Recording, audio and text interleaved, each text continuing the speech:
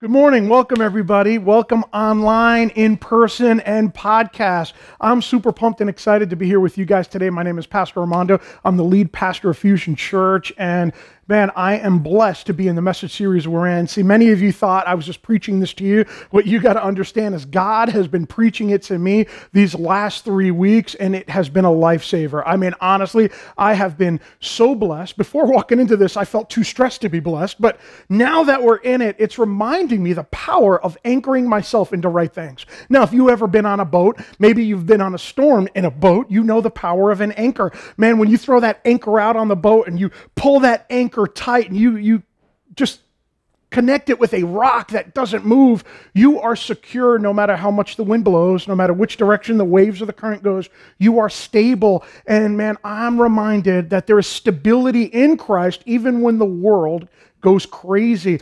So many of us are struggling in this pandemic, this political climate.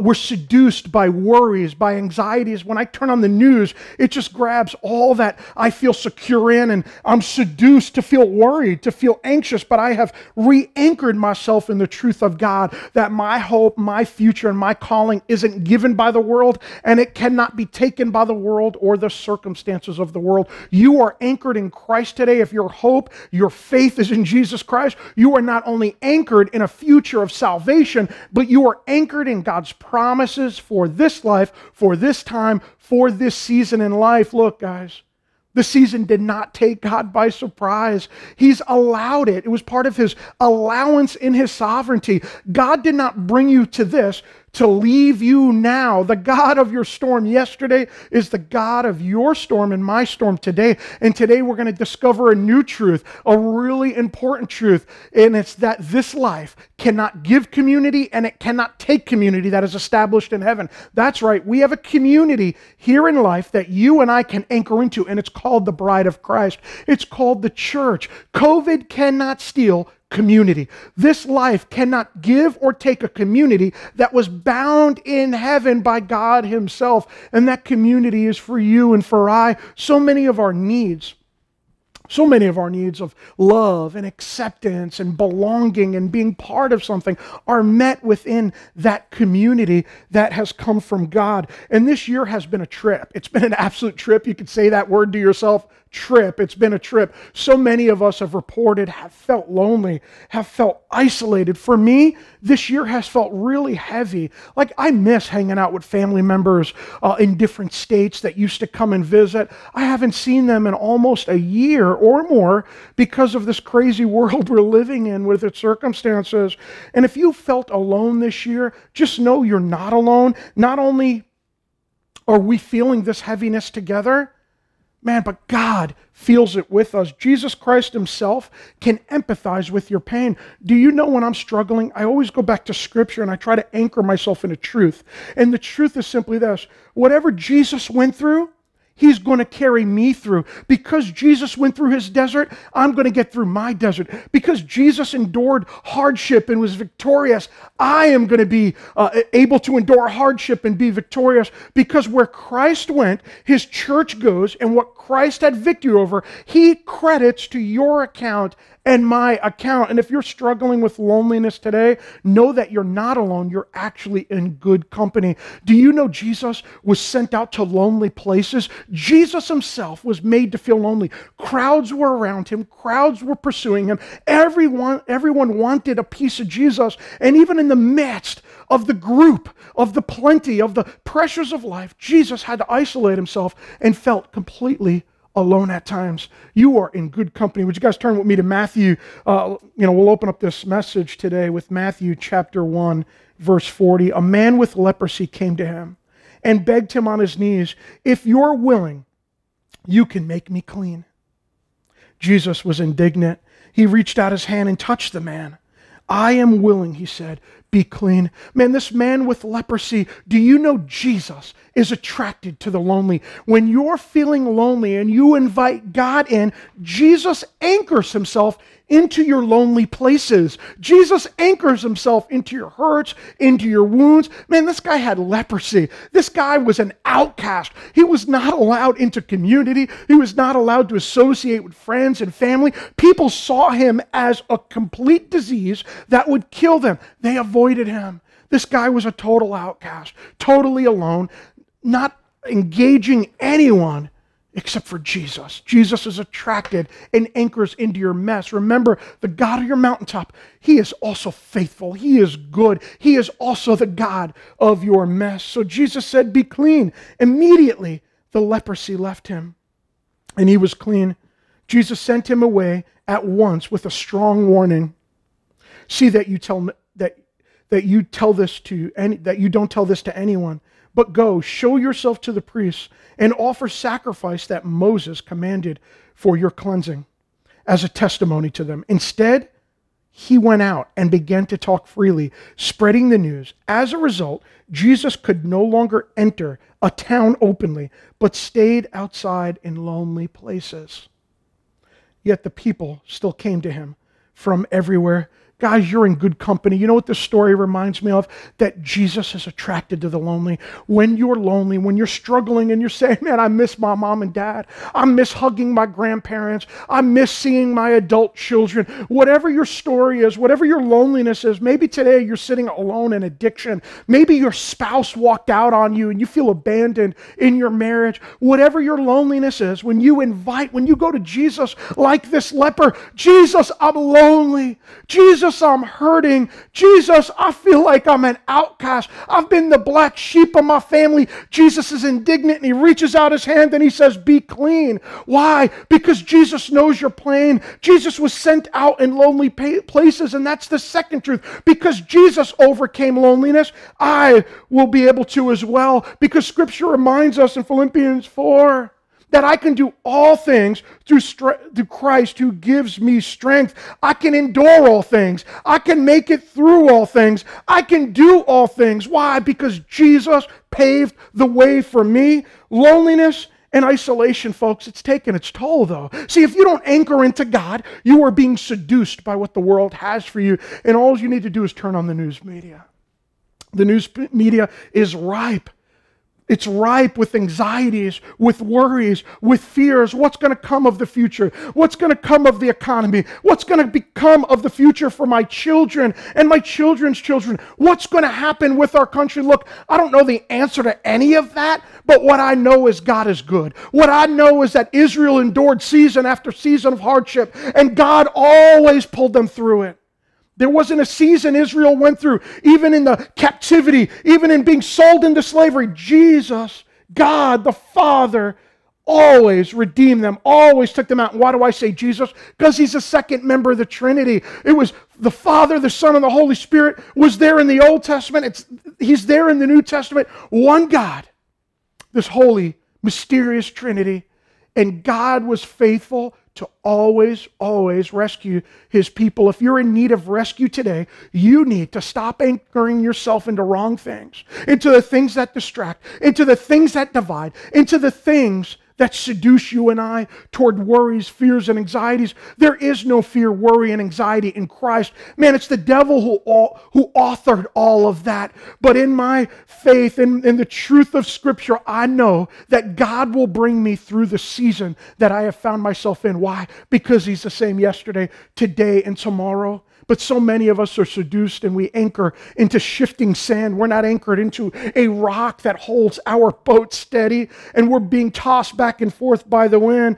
And stats are troubling, folks. They're totally troubling. In this pandemic, over 50% of adults polled said that COVID-19 has dramatically impacted their worry and their stress. Over 50% of adults actually report that their mental health is at a much lower state than it was the years prior. 36% are having trouble sleeping. 32% having difficulty eating, whether that's eating too much or too little.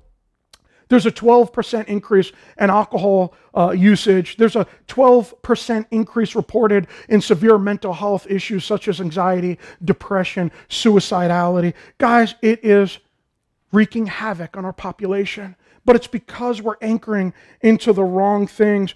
But we have to anchor into the right things. I want to share with you guys a little story. A friend of mine, I was talking to him a couple weeks back, and you got to be careful what you say to a pastor. Just be mindful of this. When you're talking to a pastor, what you might say jokingly, what you might share may end up into a message. So that's what happened to this guy. Now, I won't name his name. He doesn't go to our church, so it's safe. Be mindful, everything you share with me is confidential. However, good stories may get shared without names, right? So this guy said to me, man, Pastor, I really miss church. And I thought, oh, so you're not attending church in person, online, or podcast? And I didn't say anything yet. And he's like, man, I really miss church. And I said, so what's that been like for you? And he's like, man, I feel alone. I feel isolated. I find myself returning back to old habits. Man, the things Jesus saved me from, I'm feeling tempted toward those things again. Man, I have increased conflict with my wife and my kids. I'm really struggling. So what did I say to him? I said, buddy, my friend, I said, man, aren't you attending church? Aren't you going to church? And he goes, no, we can't. They have all these restrictions. And you have to register to get into church now. And I said, okay, so you're not going in person.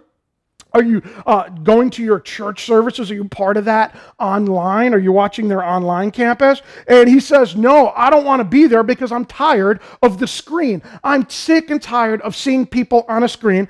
And I thought to myself, wow, I know the problem. I know the answer to your problem. And he said, what is that? And I shared with him, you have a Burger King mentality. He said, what's that? And I said, you have it your way mentality.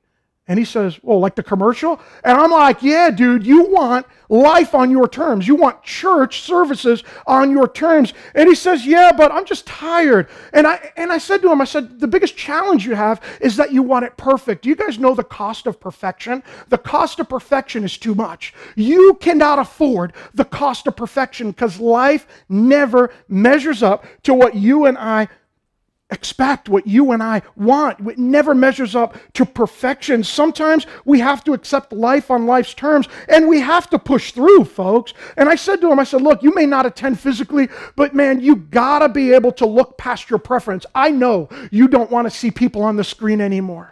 I know you might be tired of hearing it on podcast, but man, you have to dig deep. Why? Because everything is riding on it. There is a famine of encouragement in our land today, a famine of encouragement, and that inspires today's message title, Famine of Encouragement. And I said to him, I said, do you know that going to church is essential for your health? It's essential for your mental health. It's essential for your social health. It's essential for your spiritual health. And you're feeling the way you're feeling, and you're struggling with old habits again, and you're having increased conflict, and you're feeling far from God, and you're wondering why, and you're blaming it on COVID-19, you're blaming it on social distancing, you're blaming it on what's happening in our society. Man, have no mistake. The only thing that's going to close down church in your life and mine is our willful decisions to disengage. Man, we may have to socially distance, but we don't have to socially disengage. We have to drop the my way mentality, the I'll wait mentality, the not now mentality, and we have to adopt the let it flow mentality. God, whatever you're allowing in my life, I'm going to receive that. God, thank you that I might not be able to go to church physically because I have underlying health issues or I'm concerned about COVID-19. But God, thank you for making a way for this church, this service to be virtual, that you could minister into my life at home. You see, so many of us, and you guys get it because you're watching right now, you're listening right now, you're attending physically right now. Some way or another, you have found an avenue to be here with me today in today's service, but so many of our friends and family have not. So many believers are finding themselves stuck.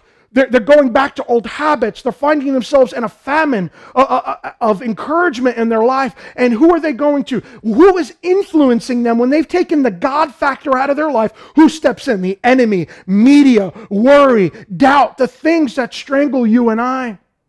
Man, church, it's so important that you and I share. We re-invite. We encourage them like I did to this brother. I said, man, look past your preferences, because if you continue to want life on your terms and you put your preferences first, you are always going to rob yourself of what God has for you.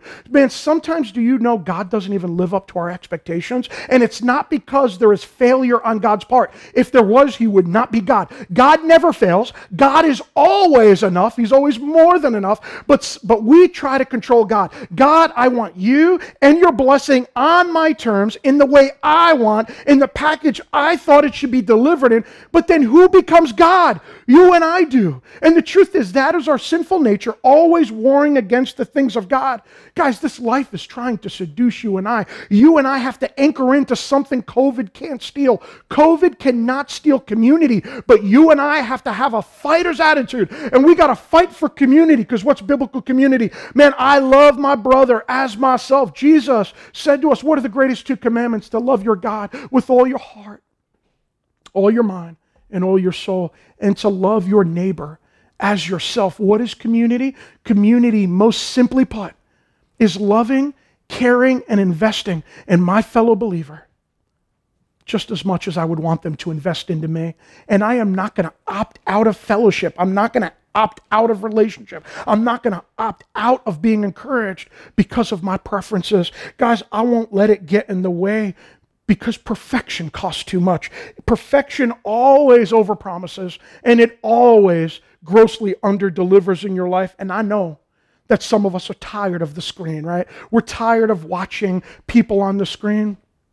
But guys, this is your opportunity to engage. This is your opportunity to be engaging in the live chat, creating community with one another. This is your opportunity to reach out and to bless somebody that is your brother or sister in Christ. This is your opportunity. If you're out there lost and you've come in this service today, whether online, in person, or podcast, and you're like, man, I don't know what I believe about God, but I'm struggling. I'm hungry. I want community. I want something real. I want something that this life can't steal from me. That inheritance, that gift only comes from God and the gift that he has given this world. And the gift he gave this world was his church. Let me tell you guys, share with you a little bit about the power of church. Man, church, God used it to save my life. Do you know I belonged before I believed? Church was there for me when I was a struggling kid. As a little kid, I had ADHD, pretty moderate, sometimes severe. I was unmedicated. My parents didn't know any better. I struggled a little bit with OCD. I had these weird tics as a kid, and my parents didn't understand it. And I felt rejected, and I felt like, and when I'm talking a little kid, I mean like 7 and younger, 8 years old and younger, and I had this awareness that something was wrong with me, and I wasn't like other kids, and I was always getting in trouble. But you know who was there for me? The church. I remember 7, 8 years old and younger, as far back as I can remember, I had this aunt who was a believer, who still is today, who was instrumental in my life. God used her. Before I knew God, I knew her. And she would tell me things. You know, she would say, Armando, Jesus loves you. Armando, you know he died for you. Armando, do you know you can be a friend of God? Armando, do you know whatever the world says about you, you may feel like you're always in trouble, but you're never in trouble with God. Some little kid needs to hear this right now. Some little kid needs to be told right now that you may always feel like you're in trouble with your parents or your teachers, but you're never in trouble with God. God loves you. God's attracted to you. God desires you. You are a friend of Jesus. And my aunt used to tell me that. And you know what? I had a security as a kid. I believed her. I really believed her. I may not have known who God was, but I knew who my aunt was, and I trusted her, and I trusted what she told me. So time went on a little bit, and as a little kid, I learned to compensate. I became the clown in the class. Man, I became the kid who tried to make everybody laugh. Why? Because, man, I wanted to be liked. I wanted to be loved. I defended everybody. I was a total scrapper. Man, my hobby of interest was fighting. I would get into a fight with anybody. Why? Because I wanted to earn respect. I wanted to earn love, and I wasn't a bully. I was the kid who defended other kids and fought the bully. But man, I was compensated. I was hurting inside. And you know, I started attending a church in the city. And I remember even as young as 12 years old, as I was walking out, the pastor, his name is Pastor David Hernquist, one of the mightiest men of God that I've ever met in my life. And he's still pastoring today, Adventist Assemblies of God in the Bronx. And I remember 12 years old as I was walking out after service. Now, I may not have remembered what was being said in service. Though he was a great minister, I was 12, ADHD. I don't remember anything except for one thing. The greatest ministry that he ever poured into my life was at that door. It really was. I remember walking out after every Sunday service, and he would look at me, he'd stop me just like this. He was shaking everybody's hand, and he would stop me. That was in the day before COVID-19, before this pandemic, where you could actually touch people, right? So he would lay his hand right on my chest as I was walking by. He would stop me, and he would say, Armando, he'd look me right in the eyes. And he goes, God has a hope for you.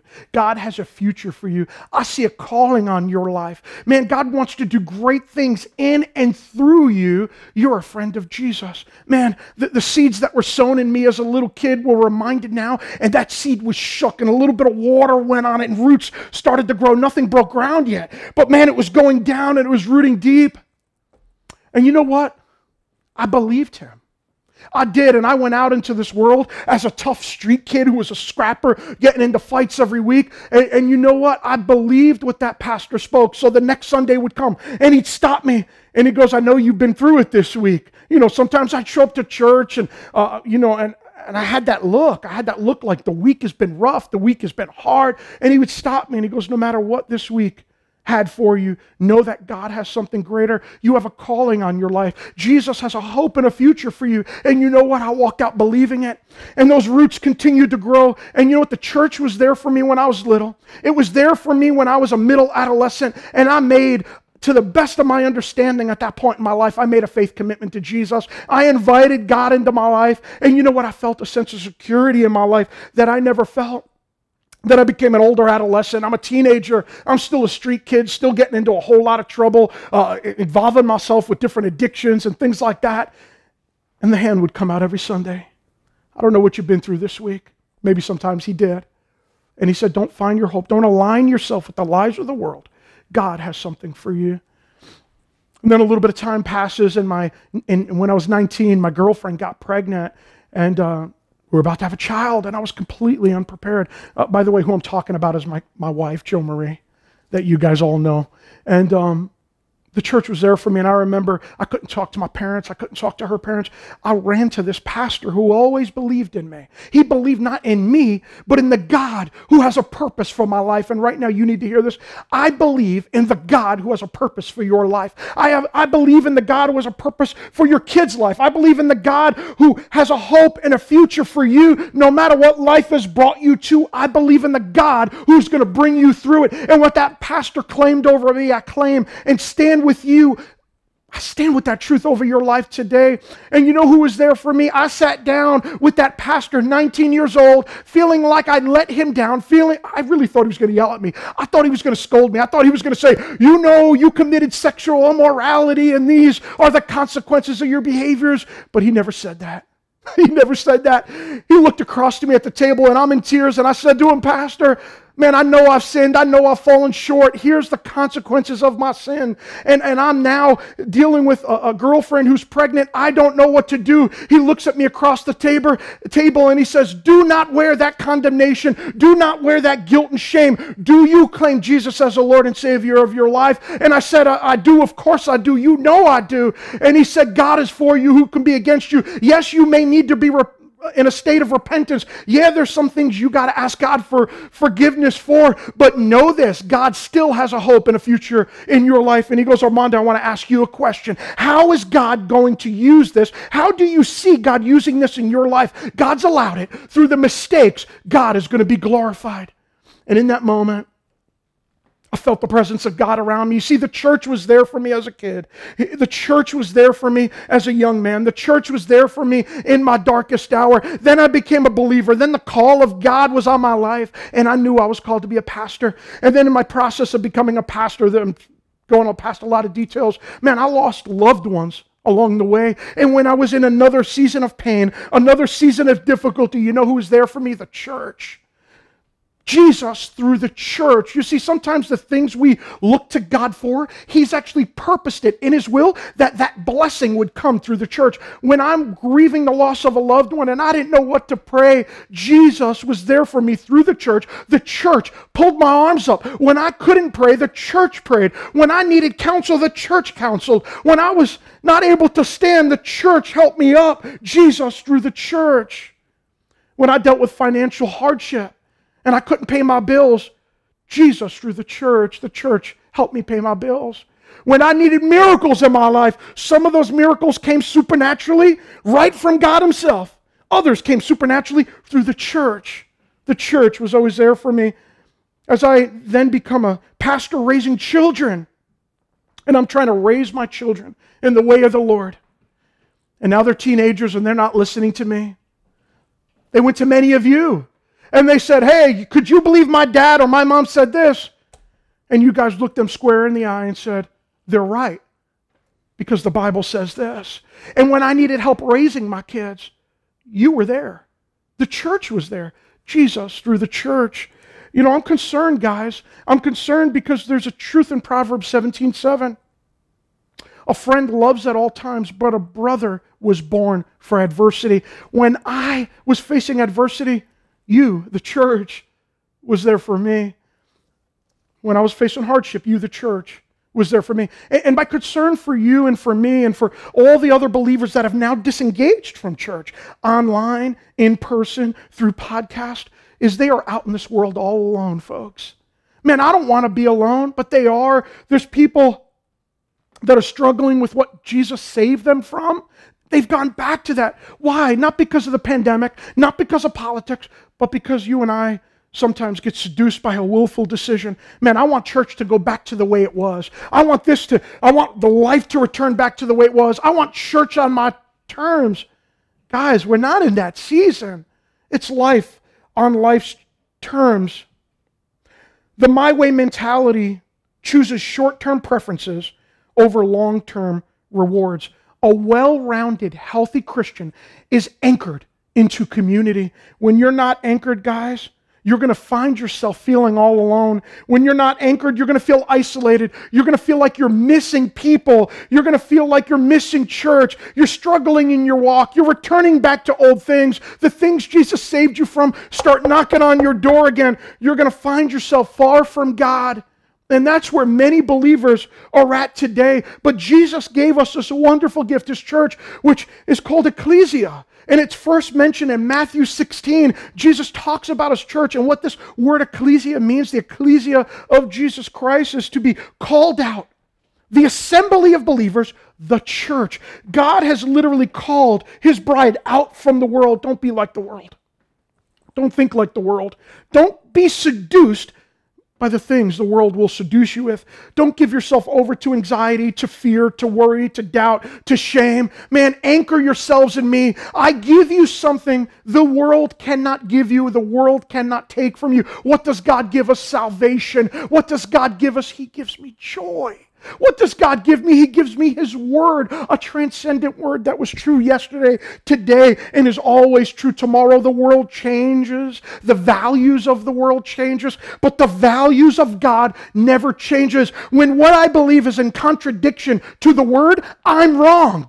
What the word says is right, I'm wrong. What the word says, and then it finds itself in contradiction with now what the world says is right, the world is wrong. When the values of the world contradict the values, the biblical truth values of the Bible, the world is wrong, not the Bible. So I anchor myself into that truth. And I need that truth, because if you're not having the truth of the Bible in your life, that is a stable, consistent truth, you are blown back and forth by the whims of society. Man, today society says this is right and this is wrong. Tomorrow it says that right is evil and evil is right. And then it changes back and forth every single generation. You see, in Jesus' ecclesia, He calls us out from the world. It calls us to assemble to be the church, His bride. Guys, we don't go to church. Church is not a location. It's a people. It's a movement. It's a bride of Jesus, and you and I cannot opt out of it. We need to stay connected desperately to it, because the church is essential for your mental health, for your spiritual health, for your social health.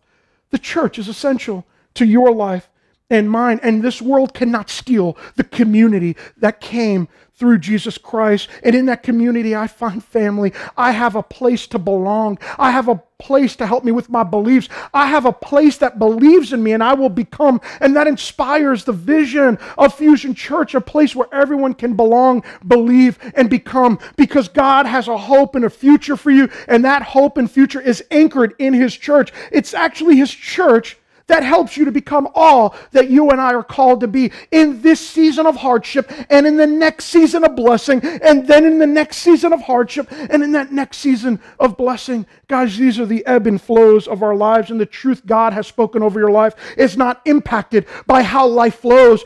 The truth of God is stable. His church gives me friendship. It gives me family. It gives me a place, a people to care for my heart and my soul and to care for yours. Hebrews 10:24 says this, and let us consider how to spur one another on toward love and good deeds. You see, your walk, the effectiveness of your walk, the strength you have as a believer is often rooted in the people you and I walk with. Let's understand something. The Bible says don't be unequally yoked. Why? Because gravity is a real thing, and it is easier for someone of a discouraging attitude to pull down somebody who feels encouraged. What that means is this: the weaker brother always is weight on the stronger brother. It is much easier when you're pulling somebody uphill to be pulled downhill by resistance gravity. It is much harder to pull dead weight uphill. The Bible says don't be unequally yoked. Now that does not mean you and I should not be in relationships with the unbeliever. We should be. With the person far from God, we should be, but they are objects of our ministry, not the people who pour into our lives and influence us. Understand this. We are to be like-minded. We are to spur one another on to our greatest calling. It's only in the gift of the community of the church that you will reach your greatest potential. It's only in those life-giving relationships where we encourage each other up that mountain, up that hill. But when we're dealing with someone who is not at that place we are not to judge them because we were at one point there. We're not to judge them. We're to see them as objects of our ministry because Jesus wants to reach them like he reached you and I. Verse 25, not giving up meeting together. Say, don't give up. That's right. Write it in the chat. Don't give up meeting together. The Bible says sometimes give up. No, it says don't give up. Don't ever give up. COVID-19 might be an issue. Politics might be an issue. I may not be able to attend physically, but praise God, I can attend virtually. Praise God, I can attend over podcast. I can listen to services today. I could get the Word of God in my life, just like a car needs gas and you need to visit a gas station. In the same way, your soul needs encouragement. There's a famine of encouragement in this land, but the Word of God teaches us, shows us that there's a gift under heaven given to you and I that this world can't steal, and it's community. Do not give up meeting together as some are in the habit of doing. Man, in this COVID-19 season, some are in the habit of breaking fellowship, breaking the gathering, but encourage one another, and all the more as you see the day approaching. Guys, there is a cost to your disengagement. You need to understand that. We are being robbed by our willful choices sometimes to disengage from that community. It overpromises, underdelivers. Don't give up meeting in person, virtually, or podcast, or in small groups simply because it fits your preference. I'm tired of the screen. Your preference will rob you from what's best in your life. Your preference will always rob us because it's tainted by sin. There might be social distancing policies, folks, but there is not social disengagement and disconnection policies. Guys, don't do it. We may be socially distanced. We don't have to be socially disconnected in our day and age. May I take a moment and encourage you, man, stay connected virtually, in person, podcast, through small groups.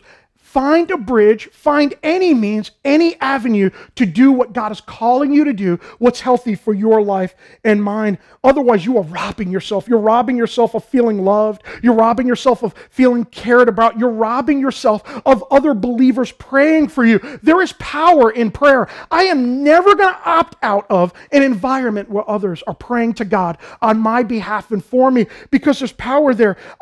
If you opt out, you're robbing yourself of that support you desperately need for all those areas of your life. You're robbing yourself from a place to belong, believe, become, and you're making life more difficult. And you know what? There's a danger zone. Say danger zone. There is. You see, it's all about habits. Before COVID-19 struck, man, I had a habit of going to church every Sunday. Man, I look forward to church every Sunday. Sunday service is often what got me through my week. So many of us have said that. It's the encouragement I needed. God spoke directly to me. Then we get in the habit of not attending as much, as frequently. We get in the habit of not going to virtual service online, listening to podcasts, and then our heart starts to shift. Man, this is what happens. Our heart starts to shift, and we learn to live life without it. And then we find ourselves, before we know it, in a famine of encouragement, a famine of truth. And you know what? When that totally matures, what ends up happening is we find ourselves far from God, far from community, and all alone. Man, COVID-19 can't steal community. Only our decisions can. Guys, we have to have a shift in our perspective for ourselves and our friends. Look, you get it. You're in service today, but I challenge you. Today, there has never been a day like today. There's never been a day that is so easy to invite people to church, to share the gospel. Right now, we can reach tens of thousands of people with the gospel. Free advertising, thousands of dollars in free advertising, simply by sharing today's message and every message with others on our Facebook pages, and Instagram, TikTok, whatever it is that you use, texting people, your podcast, YouTube, Vimeo, man, all the platforms. Literally, we can touch and reach thousands of people with the gospel because what you believe in, you invite people to. Guys, let's not do this church selfish. Look, we get it. We're here. But man, my heart breaks for my brother who shared with me that story, how much he misses church.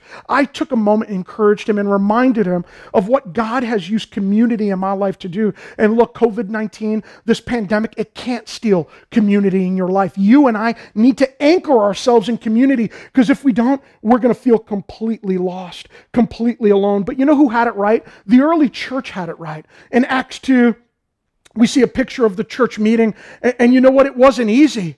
It wasn't easy. They were under a different type of pressure. Yeah, sure, they were not dealing with social distancing policies. They weren't dealing with a pandemic. In some ways, they were dealing with something so much worse. They were dealing with what we understand as persecution of the church. But you know what? They never gave up meeting. Why? Because they understood a truth. You want to write this one down. You want to repeat this. Blessing comes in groups, folks. Blessing comes in groups, because the Lord reminds us that God resides in the praise of his people. King James Version, Psalm 22:3, the Lord resides in the praise of his people, and they knew that. And if you and I want to be blessed, we have to be in community with God's people and praise his name together. Scripture also reminds us that, man, life may be hard, but two together can resist an enemy. But man, a cord of three strands is not easily broken, Scripture says. There is power in community. There is praise in community.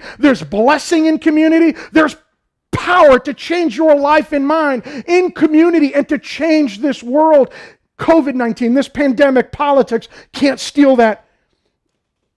Man, where two or three gather, Scripture reminds us that Jesus is in our presence right now, right here. Jesus is with you and I. You're sitting home, part of this service through our virtual campus, online church. You're listening through podcasts. You're an in-person service, and Jesus is here with us. I want you to own that. I want you to say that. Jesus is here. Just say that. Jesus is here. Own it. Claim it. Jesus is with me in my time of need. Jesus is with me in my loneliness. Just like the leper needed healing, Jesus healed then. He still heals today. Man, I'm going to get through this loneliness. Why? Because Jesus was forced to lonely places. And though he was in lonely places and I'm in lonely places, he had victory over that. So I'm going to have victory over that. Jesus made it through his desert moment. He's going to get me through my desert moment where I feel dead. I know there's resurrection. Why? Because my Lord and Savior, he resurrected. Where Jesus goes, I go. What he had victory over, I had victory over. Man, he knew no defeat. And because Jesus knew no defeat, you will never be defeated, because you are the blessed of the Lord. But the early church, man, they had it right. Acts 2, verse 42, they devoted themselves to the apostles' teaching and to the fellowship, to the breaking of bread and prayer. Everyone was filled, say filled, with awe at the many wonders and signs performed by the apostles. You see, they were filled. Somebody needs a filling today. You may need to be filled by the Spirit. Praise God, you will, because the Holy Spirit still moves today. He lives in us, and he gives us these awesome supernatural abilities to live a Christ-centered life, to have Holy Spirit-powered ministry. Man, some of you need to be filled with encouragement. You've been out in the desert. There's been a famine of encouragement in your life. And you know what? Maybe somebody needs to be filled with truth today and hope. But you will be filled if you're devoted. The early church devoted themselves, and so they were filled. You want to own that. If I devote myself, I will be filled. Why? Because if God did it with them, He's going to do it with me as well. If I devote myself, I will be filled. All the believers were together and had everything in common. They sold property and possessions to give to one another who had need. Some of us opt out of blessing. Understand this. Why was the early church blessed? They were blessed because they had everything in common. That doesn't mean they agreed on everything. That means this. What is biblical unity? We talked about this last week. Biblical unity, simply put, is that the things you and I disagree on, I will never let it get in the way of my devotion and my love for you. If you are in biblical unity, the things you disagree with me on, you will never let it get in the way of your love and devotion to me. Man, if we have unity with God through the Spirit, Jesus, the things that we struggle with, the things that we might disagree with as a people, we will never let that get in the way of our devotion to you, God. You see, they had everything in common, and man, their needs were met from God through the church. Man, some of us are opting out of fellowship. We're opting out of hanging out with the church. We opt out of small groups. We opt out of online service, podcast, in person. And then we wonder why we're too stressed to be blessed. We're too stressed to be blessed because we're being seduced by the worries of the world. Look, if you ain't filling your mind with the things that come through the community of God, you are going to fill your mind with something else because your brain, your heart is a sponge, and we are built to worship people. We are built to look and search for answers that are to lead us to God. But when we are not on the road to God, our needs are still the same, and we're searching for answers in a broken world, which is always going to lead us far from God. Verse 46, every day. Say every day. Every day they continued to meet together in the temple courts. You remember I told you it was in many ways harder for them? They're under persecution. They were facing persecution every day. Just meeting was illegal for them. Just meeting and gathering may have been their death. Every one of them, except for one of the apostles, was martyred for the faith. Man, when Jesus died before He rose from the dead, they scattered. They didn't want to be associated with Jesus. Why? Because they didn't want to be on the cross next to Him. But when the risen Lord rose from the dead, their behavior changed. They saw something that changed their lives radically, changed their perspective. They saw something they believed so much in, they were willing to die for it. Man, I am willing to die for it, and so many of us are disconnecting for the church for far less. For far less, simply because it's not my preference. I don't want to do church online. It's not my preference. And yet the apostles were willing to face death, to meet together, because they wanted the blessing of God. They wanted to worship in a community. They wanted to get out of the famine of encouragement, the disencouragement that this world has. And they engaged the community of believers that life can't give and life can't steal. Only you and I can opt out of it. They broke bread in their homes and ate together with glad and sincere hearts. You see, your joy, your peace, your contentment comes from God, and much of it comes through the community God had provided for you and I. They experienced the favor of people. They were glad. They had joy because of the assembly of believers. They were actively a part of Christ. Now, if you opt out, maybe, look, I'm not telling you you're going to lose your salvation, by no means. That's between you and God. But if you opt out of community, you're actually opting out of blessing. You're opting out of power. You're opting out of the joy, the peace, the protection, the care that God in His sovereignty chose to deliver into your life through the vehicle of His bride. Guys, don't forsake the meeting. So together with glad and sincere hearts, praising God and enjoying the favor of the people, and the Lord added to their number daily those who were being saved. Man, what are you devoted to? The church grew because of the meeting, because of the joy, because people saw, wow, they're still meeting and it's hard to meet. Wow, they're still meeting and it's illegal. They're still meeting against the fear and the concern of persecution, and they're happy and they have a joy. Man, God is doing something great and amazing in them and through them. Look, it wasn't easy for them to meet. Guys, it's not easy for you and I to meet, but let's follow the model of the early church. Let's not give up meeting. And what we believe in, the body of Christ grows because you show up. And what you show up to, you invite to. Man, let us share our faith through sharing a service, through sharing a prayer meeting. Show up to prayer meetings, show up to Bible studies, show up to small groups, show up to Sunday service. And when you see a believer hurting, when you see your husband, your wife, your kids, your aunt, your uncle, your friends, your neighbor struggling, invite them to what God has for them, because what God has given you and I, God has for them as well. You see, when you walk out of community, you think you're saving yourself time and convenience, but you're really keeping yourself from blessing. Now, some of you have what I call rationalization. Man, I'm still not doing church online. I'm still not doing podcasts. I got Jesus. He's more than enough for me. And I will tell you that is true. But man, you got to look back to Scripture and you got to realize it's not good that man should be alone. If I haven't convinced you yet, let's go all the way back to the beginning. Before the fall of man, Adam was created by God in the image of God, and he had full and complete access to God. There was no separation. There was no sin. He's walking and talking with God in the Garden of Eden. Perfect relationship, perfect unity with God the Father. And yet God looked at him and said, it is not good for man to be alone. Let me make him a helper. Let me make him a helper. God created you for community and fellowship with God and with His church. And it's through His church, and only through His church, that you will be equipped. Right? What's the number one responsibility for the overseer, the pastor, the teacher in a church?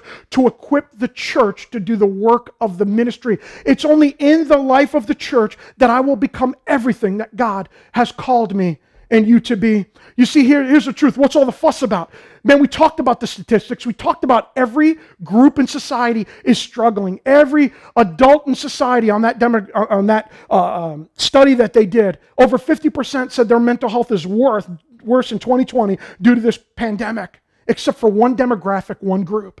And that's the church, folks. Let me tell you, 2019, the year before the pandemic struck, 42% of American churchgoers rated their mental health as excellent. Wow, 42%. That's almost 50% of the whole church population said excellent. That's not even the folks that said, yeah, pretty good, man, better than most, right? But excellent. But get this, in 2020, in the heart of the pandemic, 46% of American churchgoers said their mental health was excellent. There was one demographic, in contrast to all other demographics, that not only said their mental health was excellent during 2020, in the midst of this pandemic, in the midst of political upheaval, this demographic grew. They grew, and actually 46% of people who go to church said their mental health is excellent. Why? Why? Because it is hope of God in our lives. There's a hope God gives you. There's a community God gives you that this life can't give and this life can't steal from you. Guys, we have to anchor in to the community God gave you. And the truth is, I need this community more than I have ever needed it in my life. It is always on those dark days. I shared with you my story and how the church was instrumental. It is through the dark days of my life that the church was there. Right now, I need you, church. God through you more than I ever have in my life, and you need the same thing, and so do our friends, our brothers and sisters that were pre-COVID church attenders. Guys, invite them back. Let them know what God's doing in your life. Share this message with them because God has a hope and a future for them. Guys, we have to stop opting out because Jesus, He made a promise in Matthew 16, the first time He mentioned His church, the word ecclesia. I call you up out of the world. I call you to assemble as a church, as my bride. Church is not a building. It's not something we attend and go to. It's the collection of believers. It's the meeting. It's the gathering. When we together who believe in Jesus gather, that's a church moment. We are the church. And this is what He says. I tell you, Peter, and on this rock I will build my church, and the gates of hell will not overcome it. Nothing will close down the church. The church is essential. The only thing that will close down the church in your life is your willful disconnection. Man, the gates of hell will not overcome His church. It will never overcome it. Why? Because God is for us. God is with us.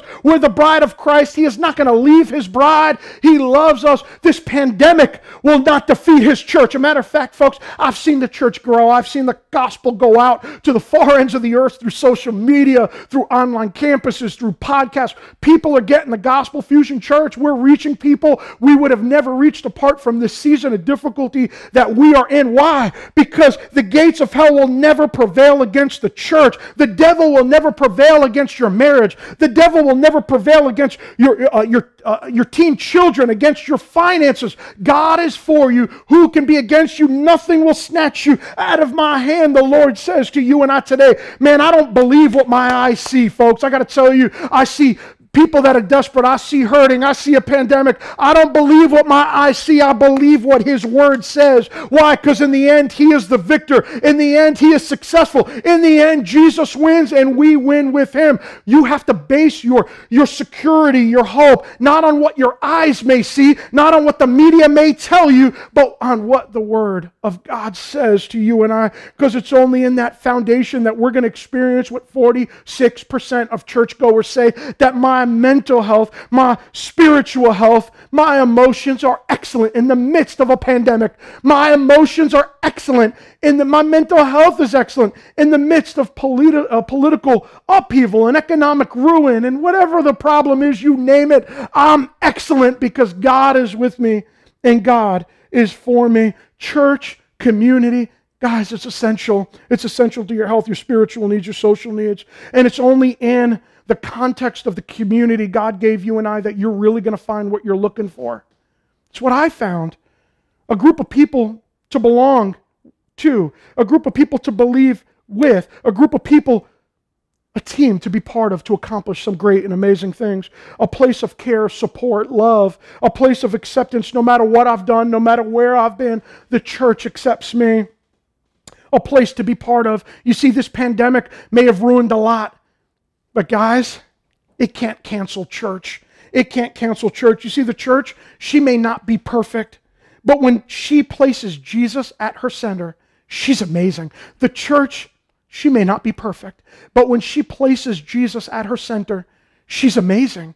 Man, what does the Church United do? Man, the church is birthed education.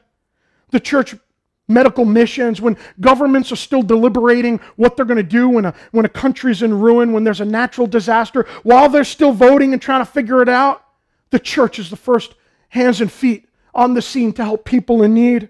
The church is the first there when it comes to special needs issues, where governments and education systems are trying to figure out the most perfect system. The church goes in and loves. The church is there when people need clean water. The church is there when governments can't be, to prevent human trafficking in the name of Jesus, to rescue women. When governments are saying, well, we don't know if we can do this or that, the church is in there bold and courageous. The church is in there regarding women's issues. The church statistically solves adoption issues and houses kids within families more so than any other demographic. The church birthed recovery programs and has some of the most successful recovery programs the world has ever known. The church is a center of community and has always been. The church is there. It makes a difference with the needy, homelessness, hunger, in a way that even government systems have modeled after. Guys, the church is beautiful. She may not be perfect, but when she places Jesus at her center, gosh, she's beautiful. And that's what you and I get to be part of. You see, there may be a famine of encouragement in the land, but there is never a famine of encouragement within the body of Christ that you and I have to choose to be part of regularly. Guys, I have great news. I have great news. We're going to be relaunching a new semester of our Fusion small groups here, and it's going to start the week of February 1st. Right now, we're entering the sign-up period, and you guys can sign up for an awesome small group to meet a need that you and I may have. Man, we have small groups for men's groups. We have multiple women's groups, multiple different topics.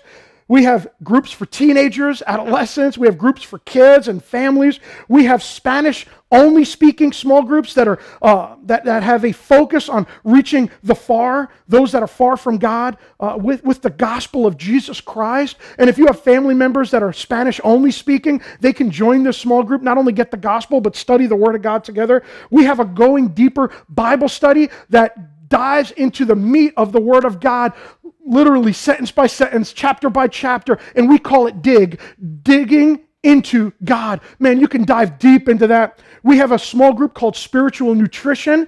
We have a small group called EHS, Emotionally Healthy Spirituality, where we're going to learn to deal with our anxieties, the troubles that we experience in this world, our fears and worries, our life hang-ups in a Christ-centered way. Guys, you can sign up for these small groups. Don't miss it. Don't opt out. Be blessed. Don't leave yourself in a situation where you're so stressed you can't be blessed. Many of the things you need and want, as we talked about, it's in community. You can sign up for a small group today. You can sign up on our website, fusionchurchny.com. You can sign up on our church app. If you don't have our church app, you want to text the word Fusion app, that's one word, Fusion app, to 77977. Or if you're watching online right now, you can hit the link in the chat and you can sign up that way. If you're in-person service, we also have a table that you can go to with some pamphlets, and we can give you more information on all the small groups that you may have. Guys, why is this important? Why all the fuss? Because your future depends on it. Because how you endure this season depends on it. I don't want something from you. I'm not trying to make you join a small group. I don't want something from you. I want something for you. I want you to be blessed. I want your family to be blessed. I want the people around you to be blessed. And that blessing is going to come through how much you are rooted and anchored in the community that God has placed around you. Man, whether you're in person, online service, or podcast service, we have virtual groups. All our groups are virtual, so everyone can take part of a small group today. It doesn't matter where you're from, what state you're from, what country you're from. You can engage the body of Christ today, because if you anchor into community, blessing will anchor into you. Guys, don't forget, Jesus was in lonely places, and we don't have to be, because he had victory over it. Anchor into community today, and blessing will anchor into you. Would you pray with me? Father God, I thank you, Lord, that you have given us this great and amazing gift, a place to belong, a place to believe, and a place to become your church, your bride, Jesus. Lord God, thank you that you meet many of our needs in the context of community, in the context of your bride. Jesus, I thank you that this world and all of its troubles can't give this community, and it can't take this community. The community of believers is not in jeopardy because of this world. God, make us a people that are fluid, like your Spirit is fluid, to follow your Spirit where it goes. Make us a people, Lord God, that are innovative. Lord God, the world still needs to be reached with the gospel. People still need to be prayed for, and we still need community. Lord God, let us find a way, even when our preferences, Lord God, may be an issue. May we say no to our preferences and yes to Jesus. Lord God, we love you and praise you. In your name, Christ Jesus. Amen. Hey, what's up? My name is Armando. I'm the pastor of Fusion Church, and we are so excited that you followed along in this message. We hope that you enjoyed this message. If you did, make sure that you hit the like and subscribe button down below. If you feel led by God to support the ministry of Fusion Church, you can do that in a number of ways. Number one, pray for us, pray with us. God is doing some great things here at Fusion Church, and that is probably the best way for you to be part of it. The second way is, if you live locally, please come out and visit us. Come and enjoy service with us, and if you feel led to, you can even join our team and become a teammate. And the third way is, if you feel led by God to give to the ministry of Fusion Church, you can do so by going to our website, www.fusionchurchny.com, and hit the giving tab. With that being said, guys, God bless you. Hope you enjoy the next message.